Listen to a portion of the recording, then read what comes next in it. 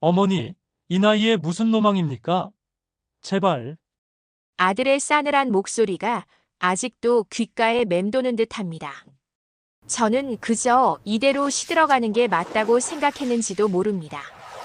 남편이 죽고 텅 빈 집에서 저는 제가 살아있는지도 모른 채 하루하루를 버티고 있었습니다.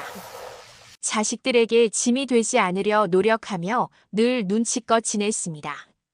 제 이름 석자보다 누구 엄마, 누구 할머니로 불리는 게 더 익숙한 삶이었습니다. 어쩌면 저 스스로를 그렇게 가두었는지도 모르겠습니다. 숨을 쉬고는 있었지만 삶의 활력이라고는 찾아볼 수 없었습니다. 매일 아침 눈을 뜨는 것이 버거운 날들이었습니다. 그저 시간이 흐르기를 기다리는 무미건조한 나날이었습니다. 이런 상황이 벌어진 데에는 아주 충격적인 이유가 있었습니다. 어느 날 짐 정리를 하던 중 낡은 스케치북 한 권이 제 손에 들어왔습니다. 표지는 바래고 종이는 누렇게 변색되어 있었습니다. 조심스럽게 스케치북을 펼치자 잊고 있던 그림들이 나타났습니다. 서툰 듯하지만 열정이 느껴지는 젊은 시절의 제 그림들이었습니다. 대학 시절 미술을 전공하며 화가를 꿈꾸던 제 모습이 스쳐 지나갔습니다. 결혼과 함께 붓을 내려놓았던 아련한 기억들이 되살아났습니다. 한 장 한 장 넘길 때마다 억눌렸던 감정들이 파도처럼 밀려왔습니다. 가슴속 깊이 잠들어 있던 뜨거운 열정이 잠시나마 되살아나는 것을 느꼈습니다. 오랜 시간 잊고 지냈던 김미자라는 이름이 다시 선명해지는 듯 했습니다. 이대로 시들어가도 괜찮을까 하는 질문이 제 머릿속을 맴돌았습니다. 용기를 내어 동네 미술학원을 찾아갔습니다. 학원 문을 열고 들어서자 젊은 수강생들의 활기찬 웃음소리가 들렸습니다. 그들 사이에서 주눅이 들었지만 최예린 강사는 따뜻한 미소로 저를 맞아주었습니다. 그녀의 눈빛에서는 진심 어린 환영이 느껴졌습니다. 안녕하세요, 할머님. 그림 배우러 오셨어요. 정말 멋지세요. 그녀는 저에게 망설이지 말고 하고 싶은 것을 하시라고 격려했습니다. 처음 잡는 붓은 낯설었지만 이내 손끝에서부터 익숙함이 되살아나는 듯 했습니다. 하얀 도화지 위에 물감을 칠하는 순간 저는 온전히 제 세상 속에 있는 기분이었습니다.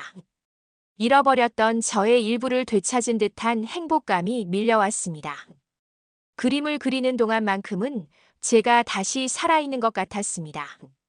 하지만 행복도 잠시, 제가 새로 산 그림 도구들을 본 첫째 아들 성민은 맹렬히 반대했습니다.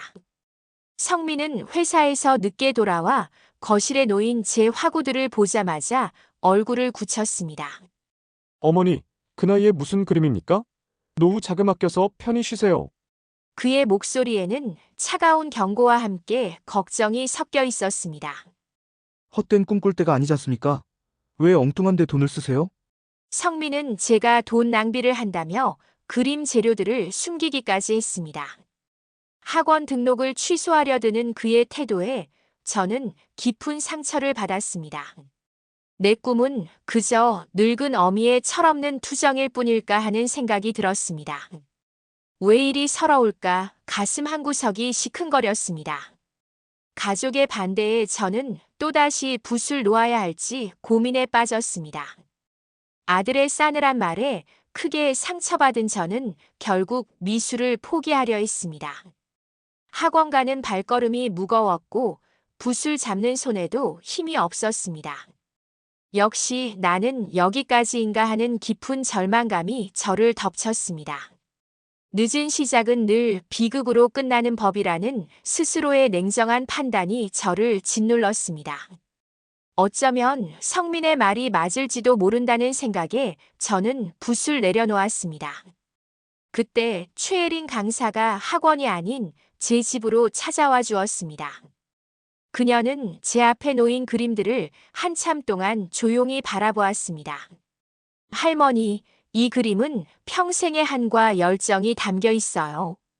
그녀의 진심 어린 눈빛이 제 마음을 흔들었습니다. 절대로 포기하지 마세요. 할머니만이 그릴 수 있는 그림입니다. 최예린 강사의 진심 어린 격려에 저는 다시 용기를 얻었습니다.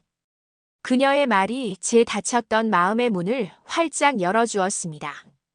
마침 시니어 대상 미술 공모전 소식을 접한 저는 이번이 마지막 기회라는 생각으로 출품을 결심했습니다.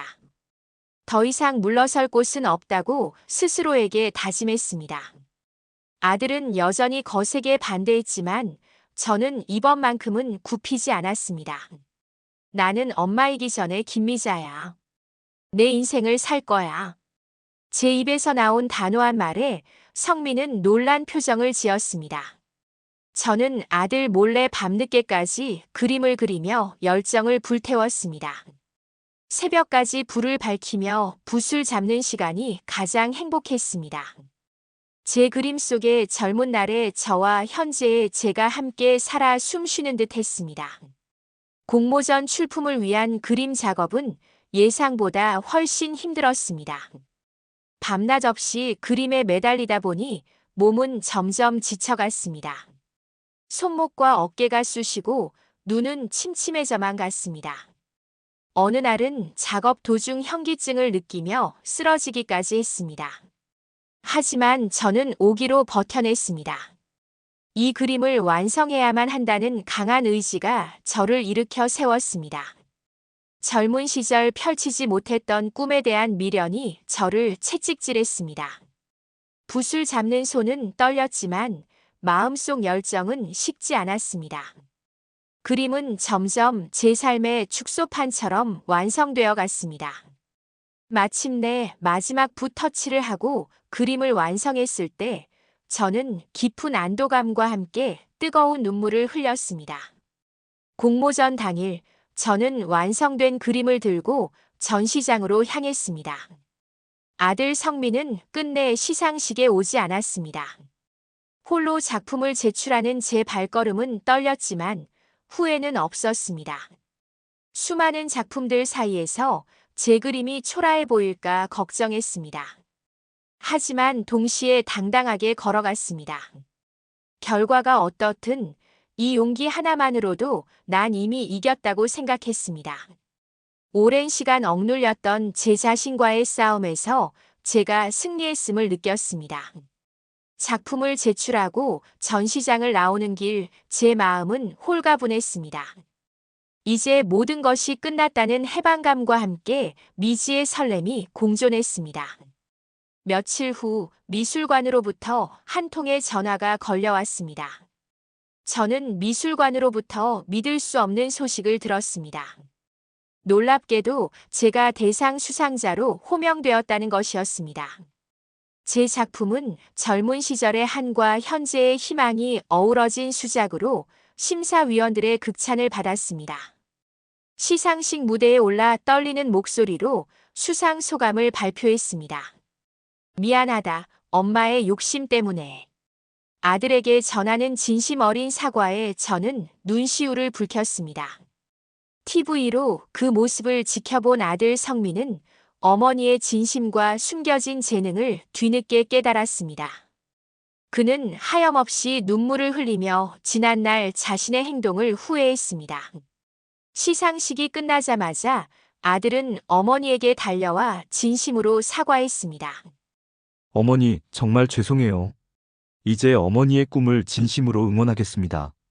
저는 대상을 수상한 후 새로운 활력을 찾았고 매일매일 그림을 그리며 행복한 노년을 보내고 있습니다. 늦깎이 도전을 통해 얻은 기쁨은 제 삶의 가장 큰 선물이 되었습니다. 지역 문화센터에서 시니어들을 대상으로 미술 강의를 시작했습니다. 늦었다고 생각할 때가 가장 빠르다는 메시지를 많은 어르신들께 전하고 있습니다. 제 그림은 작은 전시회까지 열리며 많은 시니어들에게 용기와 희망을 선사했습니다. 다시 붓을 잡지 않았다면 저는 평생 후회했을 거라고 생각했습니다. 늦게 시작했지만 제 인생은 더욱 풍요로워졌습니다. 오늘도 저는 환한 미소를 지으며 붓을 들고 화폭 앞에서 새로운 그림을 시작합니다. 제 인생 2막은 이제부터 진정으로 시작입니다. 저는 매 순간이 소중하고 감사하다는 것을 비로소 알게 되었습니다. 오늘 저희가 나눈 정다운 이야기가 당신의 마음에 따뜻한 온기를 전해드렸기를 바랍니다. 앞으로도 잔잔한 위안과 건강의 기운을 드릴 수 있도록 구독과 좋아요로 저희의 인연을 이어가 주세요. 저희가 당신의 나날에 평안과 행복이 가득하시기를 늘 기원하겠습니다.